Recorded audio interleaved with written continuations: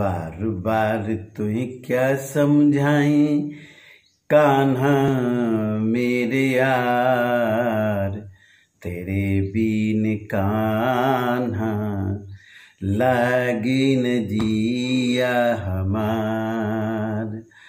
बार बार तुझे क्या समझाएं कान्हा मेरे यार, तेरे बीन कान्हा लागे न जिया हमार।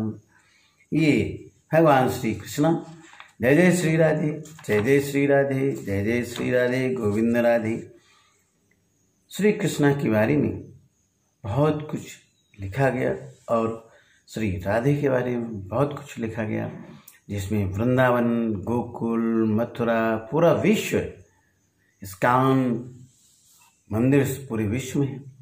तो कृष्ण लीला, कृष्ण महिमा, राधे लीला, राधे महिमा सर्वत्र व्याप्त है। इसी के संबंध में मैं आपको पाठ लेकर हाजिर हुआ हूँ। देव जी की पद हैं, उनमें श्री कृष्ण जी के प्रति उन्होंने जो रचा है सवैया कवित्व, उनको लेकर के उपस्थित हुआ हूँ। प्रिय सज्जनों, पहले तो मैं आपको देव जी के बारे में आपको बताना चाहता हूँ, उसके बाद पद आपको बताएंगे, उसमें आए हुए शब्दों को बताऊंगा, कुछ प्रश्न कोश भी बताऊंगा। तो आप आइए श्रवण करें। ये देव जी का जन्म इटावा उत्तर प्रदेश में सन 1673 में हुआ था। उनका पूरा नाम देवदत्त द्विवेदी था। देव के अनेक आश्रयदाताओं में औरंगजेब के पुत्र आजम शाह भी थे, परंतु देव को सबसे अधिक संतोष और सम्मान उनकी कविता की गुणग्राही आश्रयदाता भोगीलाल से प्राप्त हुआ। उन्होंने उनकी कविता पर रेस कर लाखों की संपत्ति दान की। उनके काव्य ग्रंथों की संख्या 52 से 72 तक मानी जाती है। उनमें से रस विलास, भाव विलास, काव्य रसायन, भवानी विलास आदि देव के प्रमुख ग्रंथ माने जाते हैं। उनकी मृत्यु, उनका स्वर्गवास सन 1767 में हुई। देव रीतकालीन की प्रमुख कवि हैं। रीतकालीन कविता का संबंध दरबारों, आश्रयदाताओं से था। इस कारण उसमें दरबारी संस्कृति का चित्रण अधिक हुआ है। देव भी इससे अछूते नहीं थे, किंतु वे इस प्रभाव से जब भी मुक्त हुए, उन्होंने प्रेम और सौंदर्य के सहज चित्र खींचे। अलंकारिकता और श्रृंगारिकता उनके काव्य की प्रमुख विशेषताएं हैं। शब्दों की आवृत्ति के जरिए नया सौंदर्य पैदा करके उन्होंने सुंदर ध्वनि चित्र प्रस्तुत किए। यहाँ संकलित कवित्व सवैयों में एक और जहाँ रूप सौंदर्य का अलंकारिक चित्रण देखने को मिलता है, वहीं दूसरी ओर प्रेम और प्रकृति के प्रति कवि के भावों की अंतरंग अभिव्यक्ति भी। पहले सवैये में कृष्ण के राजसी रूप सौंदर्य का वर्णन है, जिसमें उस युग का सामंती वैभव झलकता है। दूसरे कवित्व में वसंत को बालक के रूप में दिखाकर प्रकृति के साथ एक रागात्मक संबंध की अभिव्यक्ति हुई है। तीसरे कवित्व में पूर्णिमा की रात में चांद तारों से भरे आकाश की आभा का वर्णन है। चांदनी रात की कांत को दर्शाने के लिए देव दूध में फेन जैसे पारदर्शी बिंब काम में लेते हैं, जो उनकी काव्य कुशलता का परिचायक है। तो आइए श्रवण करें सवैया।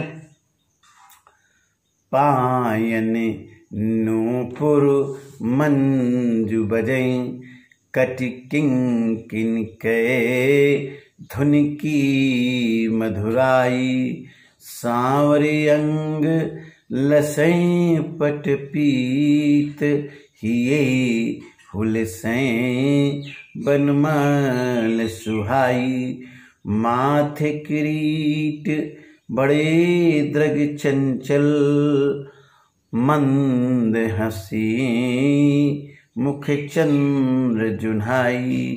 जय जग मंदिर दीपक सुंदर श्री ब्रज दूल्हे देव सहाई। पायन नूपुर मंजू बजई कटी किंकिन कहे धुन की मधुराई।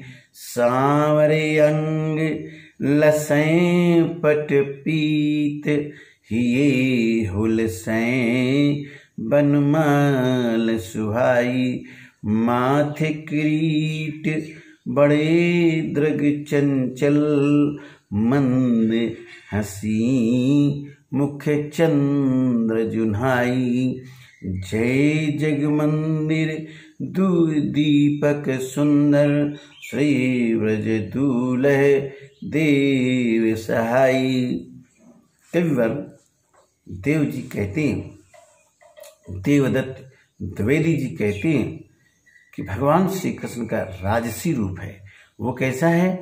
पाँव में नूपुर धीरे धीरे बज रही जब चलते, और कमर में जो करधनी पहने हुए हैं उनमें जो घंटियाँ छोटी छोटी लगी हैं, उनकी जो धुन निकलती है बहुत ही कर्णप्रिय है, बहुत ही सुंदर लगती है, बहुत ही लुभावनी लगती है, बहुत ही प्यारी लगती है। और जो सांवला अंग है, सांवरे भगवान श्री कृष्ण का रूप, रंग सांवला था, उस पर कहते हैं जो पीतांबर पहने हुए हैं, पीला वस्त्र धारण किए हुए हैं, वे लसें शोभायमान हो रहा, उस पर भगवान श्री कृष्ण की आभा सुंदर लगती है। पट पीत है, पीला वस्त्र है, ये हुलसें बनमाल सुहाई। और हृदय में, गर्दन में, गले में जो माला पहने हुए हैं उसका बहुत ही सुंदर है, बहुत ही शोभायमान हो रही है। माथे किरीट और मस्तक पर जो मुकुट है, किरीट है, और आँखें बड़े चंचल हैं, बड़ी बड़ी आँखें हैं, बड़े चंचल हैं, पाकी चितवन है, मंद हंसी मुख चंद्र जुन्हाई। और जब भगवान श्री कृष्ण मंद मंद मुस्कुराते हैं तो ऐसा लगता है कि मुख चंद्र जुन्हाई और बहुत शोभायमान होता है, और उनका मुखार बिंदु ऐसे लगता है चंद्रमा की चांदनी बिखर रही हो। जय जग मंदिर दीपक सुंदर। और इस सारे संसार रूपी दीपक में भगवान श्री कृष्ण, इस पूरे संसार में भगवान श्री कृष्ण एक दीपक के समान इस सारे संसार को प्रकाशित किए हुए हैं। ऐसे भगवान श्री कृष्ण का राजसी रूप जो है, प्रभु हमारी देवदत्त द्विवेदी जी कहते हैं, प्रभु हमारी मदद करें, सहायक बनिए, और भगवान श्री कृष्ण के रूप सौंदर्य पर कौन नहीं मोहित हो सकता है। कवित्व है, डार द्रुम पलना बिछौना नौ पल्लव की, सुमन झिंगुड़ा सोही तन छवि भरी दे, पवन झुलावे के की कीर बतरावे, देव कोकिल हलावे उलसावे कर तारी दे, पूरित पराग सो उतारो करे राई नोन, और कंज कली नायिका लतान सिर सारी दे, मदन महीप चूकू बालक बसंत ताई, प्रातः जगावत गुलाब करी दे। ये कवित्व भगवान श्री कृष्ण ये वसंत ऋतु के बारे में वर्णन है। जैसे दूसरे कवित्व में वसंत को बालक के रूप में दिखाकर प्रकृति के साथ एक रागात्मक संबंध की अभिव्यक्ति हुई है। ये मैंने पढ़ा, इसमें इसको बसंत को बालक के रूप में देखिए, बसंत ऋतु आ गई है, चौतरफा हरियाली, चौतरफा प्रकृति सजी हुई है, मनमोहक रूप प्रकृति धारण किए हुए, उसमें बसंत को एक छोटा सा बच्चा किस तरह से डार द्रुम पलना और जो पेड़ों की डालियां हैं वो पत्तियों से आच्छादित हैं, उसमें उसको उनमें पलना बनाया। बिछौना 9 पल्लव, और पलना में बालक झूलता है ना, तो उस पल्लव जो हरे हरे पत्ते हैं, कोमल कोमल पत्ते हैं, उनका उस पर उस झूले के अंदर जो पालना है, पालना के अंदर जो बिछौना है वो नए नए पत्तों का है। सुमन झिंगोला और सोहे तन छवि भरी है। और उस वो बच्चा क्या पहने हुए? झिंगोला, किसका? पुष्पों का झिंगोला पहने हुए। और ये जो रूप है उस बालक का बहुत शोभायमान होता है।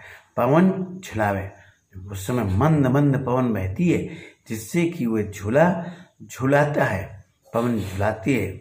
और की कीर बतरामय देवदत्त द्विवेदी जी कहते हैं कि की कीर जो कोयल है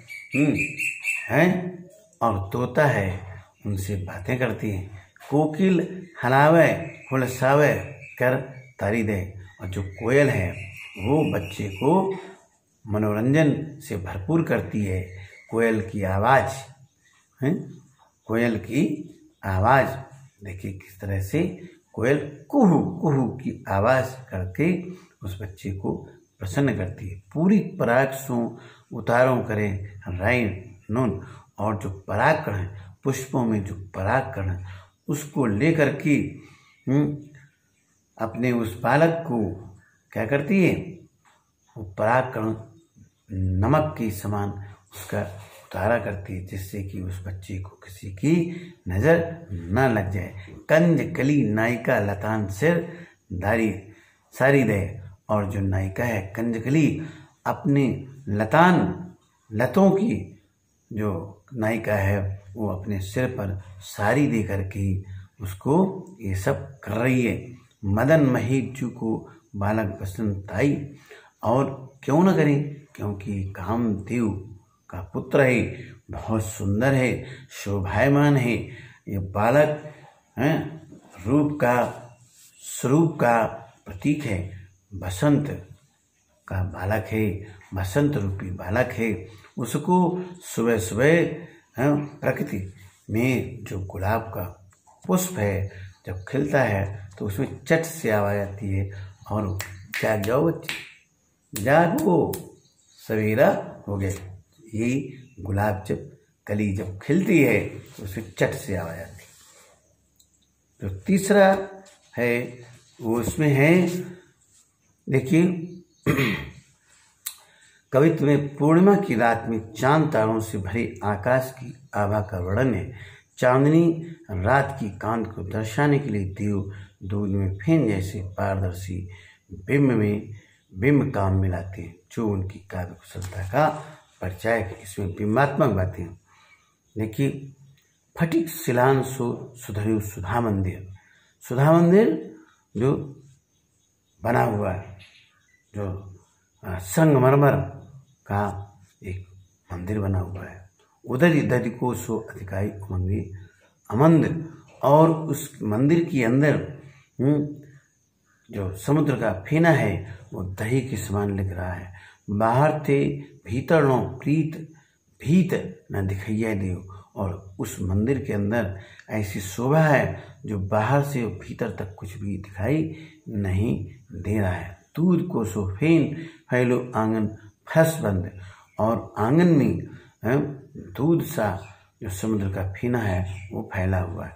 तारा सी तरुण तामे ठाड़ी झिलमिली होती, और उसमें जो नायिका है वो उसमें तरुणी है, वो उसमें झिलमिला रही है।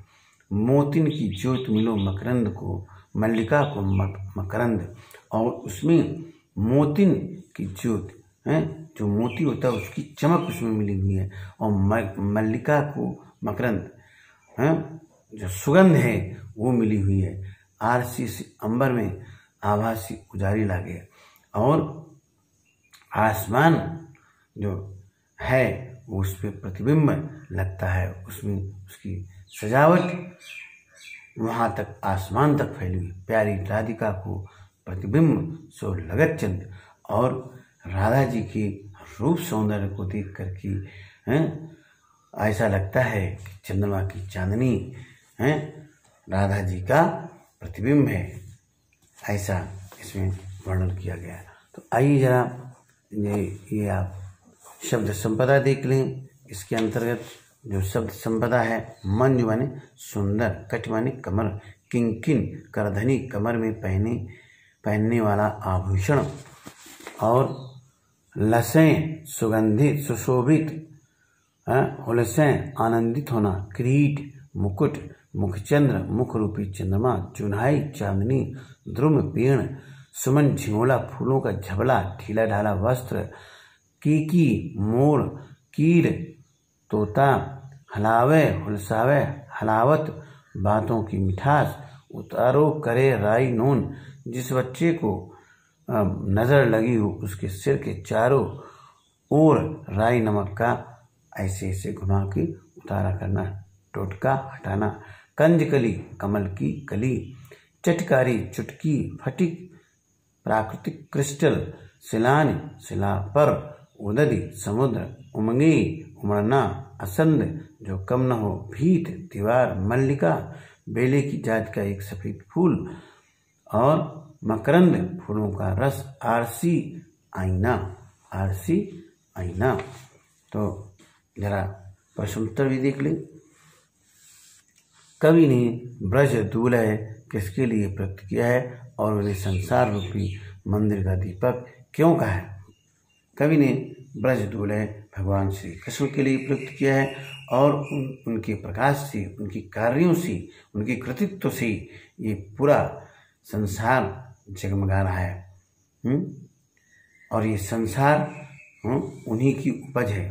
सच्चिदानंद रूपाय विश्वोत्पत्त्यादि हेतवे तापत्रय विनाशाय श्री कृष्णाय वयम नुमा, श्री कृष्णाय वयम नुमा। पहले सवैये में से उन पंक्तियों को छांट कर लिखी जिनमें अनुप्रास और रूपक अलंकार का प्रयोग हुआ है। पहले छंद में देखिए, रूपक, रूपक जग मंदिर दीपक। देखिए इसमें पायन नूपुर मंजु बजे कट किंकिन कय ध्वनि, कट किंकिन कय ध्वनि अनुप्रास, और ये जग मंदिर दीपक में रूपक। निम्नलिखित पंक्तियों का काव्य सौंदर्य स्पष्ट करी। पायन नूपुर मंजु बजे कट किंकिन कय धुन की मधुराई, सांवरे अंग लसें पटपीट ये हुलसें बनमाल सोए। पैरों में पैंजनियाँ बज रही है उसकी धुन, कमर में छोटी छोटी घंटियों से युक्त करधनी पहने हुए उसकी धुन बड़ी मनोहारी है। सांवरे अंग लसें पटपीत, और जो सांवला अंग है भगवान श्री कृष्ण का, उसमें जो पीला वस्त्र धारण किए हैं वो बहुत ही शोभायमान हो रहा है। और हृदय में वक्ष स्थल पर जो माला है वो बहुत ही शोभायमान हो रही। दूसरे कवित्व के आधार पर स्पष्ट करें कि ऋतुराज वसंत के बाल रूप का वर्णन परंपरागत वसंत वर्णन से किस प्रकार भिन्न है। यहाँ बसंत को एक छोटे से बालक के रूप में, एक कामदेव के पुत्र के रूप में वर्णन किया गया है, जबकि अन्य कविताओं में उस बसंत ऋतु को ऋतुराज कहा गया है और इस प्रकार वहाँ वर्णन किया गया है। प्रातः जगावत गुलाब चटकारी दे, इस पंक्ति का भाव स्पष्ट करें। जो बसंत रूपी बालक है, कामदेव का बालक है, शोभा का बालक है, उसी जब सुबह में प्रातः काल में जब गुलाब चट सी जब उसकी कली खिलती है तो ऐसा कवि का मानना है कि वो उस महीप के बालक को, कामदेव के बालक को जगाता है। चांदनी रात की सुंदरता को कवि ने किन किन रूपों में देखा है। चांदनी चांदनी रात प्यारी चांद राधिका को प्रतिबिंब सो लगत चंद, आरसी से अंबर में आवासी उजारी लगे, आदि आदि रूपों में देखा। प्यारी राधिका को प्रतिबिंब सो लगत चंद, इस पंक्ति का भाव स्पष्ट करते हुए बताएं इसमें कौन सा अलंकार है। इसमें प्रतीप अलंकार है, जहाँ पर उपमेय और उपमान, उपमेय वह वस्तु है जिससे किसी वस्तु की तुलना की जाती है, उपमान वह है वस्तु है जिससे तुलना की जाती है और उपमेय वह वस्तु है जिसकी तुलना की जाती है। तो यहाँ पर चंद्रमा उपमान होता है और किसी का मुखार बिंदु ये उपमेय होता है। यहाँ क्या है, ये राधिका का जो मुखार बिंदु है वो उपमान हो गया और चंद्रमा में हो गया। ऐसी जहाँ स्थिति होती है वहाँ प्रतीप अलंकार होता है। यहाँ क्यों, उपमान पर उपमेय भारी हो गया। तीसरे कविता के आधार पर बताएं, कवि ने चांदनी रात की उज्ज्वलता का वर्णन करने के लिए किन किन उपमानों का प्रयोग किया है। इसमें मोती का, मल्लिका को मकरंद का, प्यारी राधिका का, उदरी दरिद्र का, ये सब का वर्णन किया है। पठित कविताओं के आधार पर कविदेव की काव्यगत विशेषताएं बताइए। काव्यगत विशेषताएं ये हैं कि सवैया और कवित्व में भगवान जो श्री श्री देवदत्त द्विवेदी जी हैं, जिन्हें देव कहा जाता है, माहिर हैं विशेषता प्राप्त होनी, और उनकी जो इसमें स्वाभाविक रूप से अलंकार रस विद्यमान रहती है। भारतीय ऋतु चक्र में 6 ऋतुएं मानी गई। वे कौन सी हैं 6 ऋतुएं? ग्लोबल वार्मिंग के कारण ऋतु में क्या परिवर्तन आ रहे हैं, इस समस्या से निपटने के लिए आपकी क्या भूमिका हो सकती है? 2 गतिविधियाँ आपको बता दी। और यहाँ देखिए, कवित्व वर्णिक छंद है जिसके प्रत्येक चरण में 31 वर्ण होते हैं। प्रत्येक चरण की 16वें या फिर 15वें वर्ण पर यति रहती है। सामान्यतः चरण का अंतिम वर्ण गुरु होता है। देखिए, कवित्व किसे कहेंगे उसकी परिभाषा बता दी। शीश मुकुट कर काचनी, कर मुरली उर्माल, यूं बानक मनमोह सदा बसों बिहारी लाल। कवि और बिहारी लाल जी की पायन नूपुर के आलोक में भाव साम्य के लिए पढ़ें। शीश मुकुट कट काचनी, कर मुरली उर माल, इह बानक मनमोह सदा बसों बिहारी लाल। रीतकालिक कवित्व का वसंत ऋतु का एक चित्र है और ये स्पष्ट करें। स्पष्ट है, कूलन में, कील में, कछारन में, कुंजन में, क्यारिन में, कलित कलीन किलकंत है।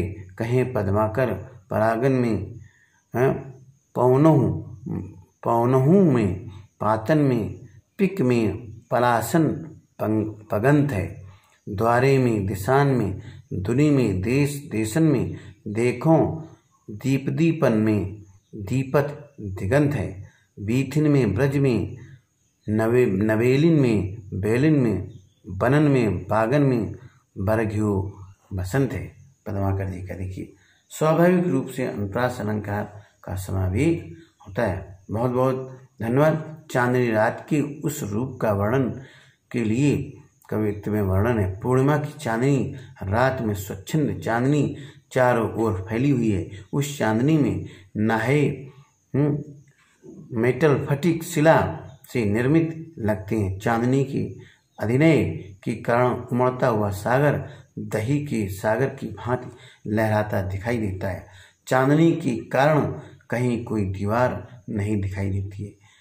चबूतरे द्वार आंगन में हर ओर स्वच्छ चांदनी सजी लगती है, जैसे दूध का झाग फैला हुआ है। उस दूध के झाग के समान चांदनी में खड़ी युवती तारे के समान झिलमिलाती है। उसके गले में पड़ी मोतियों की माला की चमक तथा मल्लिका के फूलों की सुगंध उसकी शोभा में वृद्धि कर रही है। देख लीजिए आप, सवैयों के आधार पर देव की प्रकाश डालने। देव की भाषा मंजी हुई कोमल ब्रजभाषा है। इनकी भाषा प्रवाहमयी, भाषा में अनुप्रास अलंकार की अनुपम छटा है और प्रसाद गुण तथा भाव शोभायमान है। संकलित सवैये और कवित्व के आधार पर कहा जा सकता है कि देव निश्चय ही विषय और शैलियों की विविधता की धनी थे। संकलित कवित्व छवियों में कवि ने चित्रकला में स्मरणीय संयोजन एवं अभिव्यंजना का परिचय दिया है। आकाश रूपी आईने में चांदनी राधा की कांड के समान दिखाई देती है। चंद्रमा राधा के मुख का प्रतिबिंब जैसा प्रतीत होता है। इस प्रकार चांदनी की शोभा देखते ही बनती है। बहुत बहुत धन्यवाद, बहुत बहुत धन्यवाद, बहुत बहुत धन्यवाद। मैं doctor Santosh Lal Kanwar. Thank you very much.